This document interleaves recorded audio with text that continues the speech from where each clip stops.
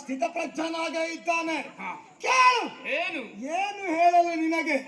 ನಾಳೆ ದಿವಸ ಪಾಂಡು ತನಯರ ತಲೆಯ ಕಡೆದು ಮಾರಿಗೆ ರಕ್ತದ ಊಟವನ್ನು ಬಡಿಸದೆ ಹೋದರೆ ಜಲದಂಕ ಮಲ್ಲ ಕೌರವನಲ್ವೇ ಅಲ್ಲ. ನಿಮ್ಮ ಕೆಚ್ಚರೆಯನ್ನು, ನಿಮ್ಮ ಧೀರೋದಾತ್ತವಾದಂತಹ ನುಡಿಯನ್ನು ನಾನು ಈ ಸಂದರ್ಭದಲ್ಲಿ ಮೆಚ್ಚಿಕೊಳ್ಳುತ್ತೇನೆ. ರಣಕ್ಷೇತ್ರದಲ್ಲಿ ನಿಮ್ಮನ್ನು ಹುಡುಕುತ್ತಾ ಬರುವಂತಹ ಸಂದರ್ಭದಲ್ಲಿ ಧಾತುಗೆಡದ ಇಟ್ಟರುವ ನಿಮ್ಮನ್ನು ಕಂಡವ ನಾನಾಗಿದ್ದೇನೆ. ಇಂದು ಧಾತುಗೆಡಲಿಲ್ಲ. ಖಂಡಿತ ನೀವು ಧಾತುಗೆಡಲಿಲ್ಲ. ಮುಂದೆ ಗೆಡುದೇ ಹೌದು ಅಂತಾಗಿದ್ರೆ ನಿಮ್ಮ ಕರದ ಗದೆ ನಿಮ್ಮ ಹೆಗಲಿನ ಮೇಲೆ ಶಿರದ ಹತ್ತಿರ ಇರುವುದಕ್ಕೆ ಸಾಧ್ಯವೇ ಇಲ್ಲ. ಸಮಾಧಾನ ಆಯಿತು ಒಡೆ ಅಂತ ನೀವು ತಿಳಿಕೊಳ್ಳಬಹುದು. ನನಗಂತೂ ಭರವಸೆ ಬರುವುದಕ್ಕೆ ಸಾಧ್ಯವೇ ಇಲ್ಲ. ಏನು? ಕುರುಕ್ಷೇತ್ರದಲ್ಲಿ ಈ ಗಳಿಗೆಯಲ್ಲಿಯೂ ಪಾಂಡವರ ತಲೆಯನ್ನ ಕಡಿಯುತ್ತೇನೆ ಎನ್ನುವಂತ ನಿಮ್ಮ ಕೆಚ್ಚದೆ ನಿಮ್ಮ ಧೀರೋದಾತ ಮಾತು ಪೂರ್ಣಗೊಳಿಸುವುದಕ್ಕೆ ನಿಮ್ಮ ಬದ್ಧ ವಿರೋಧಿಯಾಗಿರುವಂತಹ ಭೀಮಸೇನ ಬಿಡುವುದಿಲ್ಲ.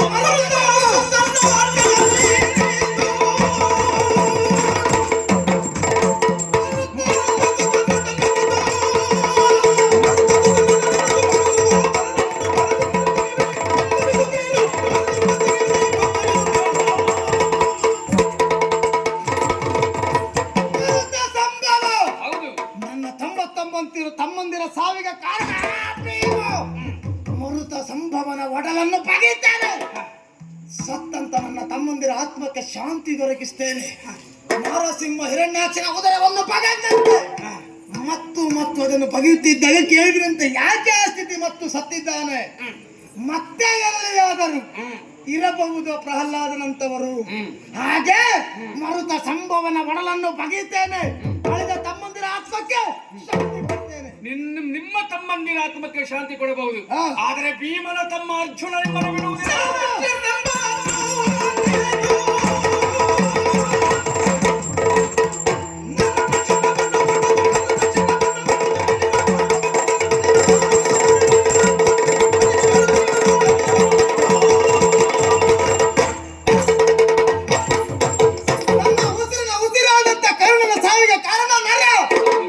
ಶಿರವನ್ನು ಕಡಿಯುತ್ತೇನೆ.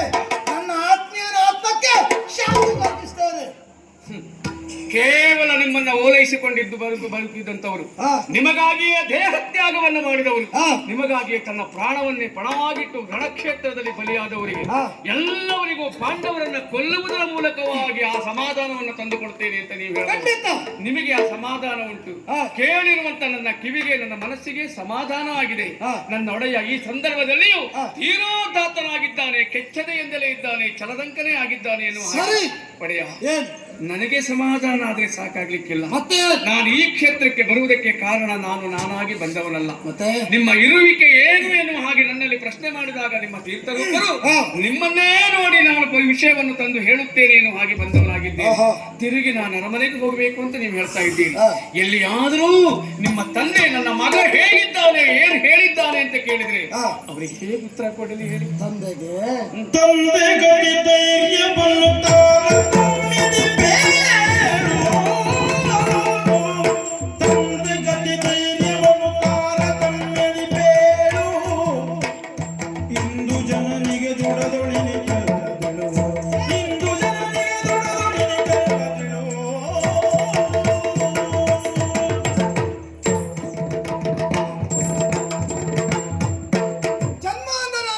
ತೀರ್ಥರೂಪರು.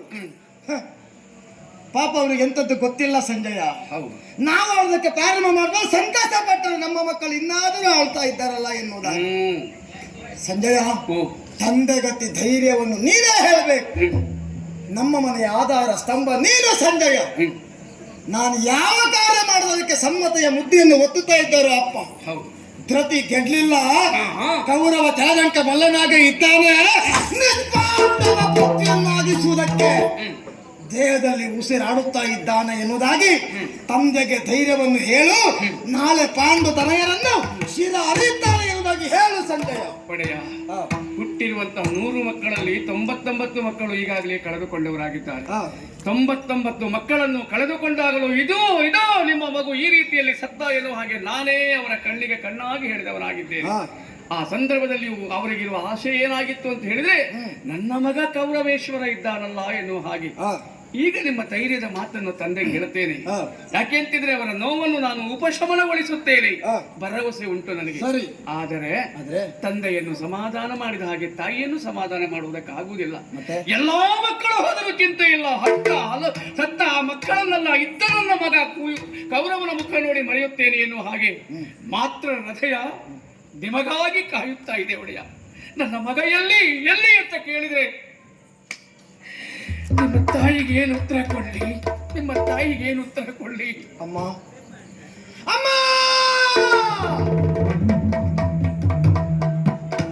ನನ್ನಮ್ಮನಂತ ತ್ಯಾಗಮಯಿ ಮತ್ತೊಬ್ಬರಿಲ್ಲ ಸಂಜಯ ಪ್ರಪಂಚದಲ್ಲಿ. ನನ್ನಪ್ಪನಿಗೆ ಕಣ್ಣು ಕಾಣುವುದಿಲ್ಲ ಎಂದ ಮೇಲೆ ಮದುವೆ ಆದರು. ಹಸ್ತಿನಿಗೆ ಕಾಲಿಡುತ್ತಾ ಇದ್ದ ಹಾಗೆ ತನ್ನ ಕಣ್ಣಿದ್ದರು ಕುರುಡಿಯಾದರು. ಕಣ್ಣಿಗೆ ಬಟ್ಟೆ ಕಟ್ಟಿಕೊಂಡರು. ಯಾಕಾಗಿ? ತನ್ನ ಗಂಡನಿಗಿಲ್ಲದ ಸುಖ ನನಗೆ ಬೇಡ. ಹೌದು, ತ್ಯಾಗಮಯಿ ತಾಯಿ ಅಲ್ವೇನು? ಖಂಡಿತ. ನನ್ನ ಬದುಕಿನ ಭದ್ರತೆಗಾಗಿ ಎಷ್ಟು ಆಸೆ ಪಟ್ಟವಳು ಆ ಮಾತಾಯಿ. ಹೌದು, ಈಗಲೂ ಉಸಿರನ್ನು ಗಟ್ಟಿ ಮಾಡಿ ಹಿಡಿದುಕೊಂಡಿದ್ದಾಳಂತಾದ್ರೆ ಯಾಕೆ? ಕೌರವನ ಗೆಲುವಿನ ವಿಷಯವನ್ನು ಕೇಳುವುದಕ್ಕಾಗಿ ಅಲ್ವೇ? ಖಂಡಿತ. ಹೇಳು ತಾಯಿಗೆ.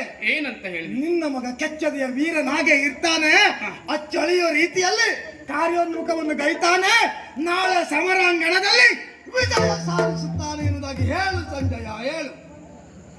ಆಯ್ತು ಒಡೆಯ, ಸಮಾಧಾನಗೊಳಿಸ್ತೇನೆ. ನಾನು ಬರುವಾಗ ಬಾಗಿಲಲ್ಲಿಯೇ ತಂದೆ ತಾಯಿಗಳು ಕೌರವನ ಇರುವಿಕೆ ಏನು ಅಂತ ಕೇಳುವುದಕ್ಕೆ ಸಿದ್ಧರಾಗಿರ್ತಾರೆ. ಅವರನ್ನ ನಾನು ಸಂತೈಸಬಹುದು ಒಡೆಯ. ಆದ್ರೆ ಅರಮನೆಯಲ್ಲಿ ನಿಮಗಾಗಿ ಇನ್ನೂ ಒಂದು ಜೀವ ಉಂಟು ಒಡೆಯ. ಭಯದಿಂದ ಹಣಗಿಟ್ಟ ತಿಲಕ ಎನ್ನುವಂತಹದ್ದು ಬೆವರಿನಿಂದ ತೇಲಿ ಜಾರುತ್ತಾ ಇದೆ. ಕೊರಳಿನಲ್ಲಿರುವಂತಹ ಕರಿಮಣಿ ಎನ್ನುವಂತಹದ್ದು ಕೊರಳಿನಿಂದ ಹರಿದು ಉರುಳುತ್ತಾ ಇದೆ. ಇಂತಹ ಸ್ಥಿತಿಯಲ್ಲಿ ದೇವರಿಗೆ ದೀಪವನ್ನಿಟ್ಟು ತನ್ನ ಕಣ್ಣೀರನ್ನೇ ಆ ದೀಪಕ್ಕೆ ತೈಲವನ್ನಾಗಿ ಸಮರ್ಪಿಸಿ ಆ ದೀಪ ಎಲ್ಲಿಯಾದರೂ ಆರಿ ಹೋಗುತ್ತದೆಯೋ ಎನ್ನುವ ಹಾಗೆ ಸೆರಗನ್ನೇ ಆ ದೀಪಕ್ಕೆ ಮರೆ ಮಾಡಿ, ತಂದೆ ದೇವರೇ, ನಾನು ಕೇಳಿಕೊಳ್ಳುವುದು ಸಂತಾನವನ್ನಲ್ಲ, ಕಳೆದುಕೊಂಡೇ ನನಗೆ ಇಟ್ಟಿರುವಂತಹ ಸಂತಾನವನ್ನು. ನಾನು ಕೇಳಿಕೊಳ್ಳುತ್ತಿರುವುದು ನನ್ನ ಮುತ್ತೈದತನವನ್ನು ಮಾತ್ರ. ನನ್ನ ಮುತ್ತೈದತನವನ್ನು ನನಗೆ ಮರಳಿ ಸಿಗುವ ಹಾಗೆ ಮಾಡು. ನನ್ನ ಮುತ್ತೈದತನವನ್ನು ಕಾಪಾಡಿಕೊಳ್ಳುವಂತ ಕೇಳಿಕೊಳ್ಳುತ್ತಿರುವಂತಹ ಸಾಧ್ವಿಯಾಗಿರುವಂತಹ ನಿಮ್ಮ ಸತಿ ಶಿರೋಮಣಿ ಭಾನುಮತಿ ದೇವಿಯವರಿಗೆ ಏನಂತ ಹೇಳಲಿ?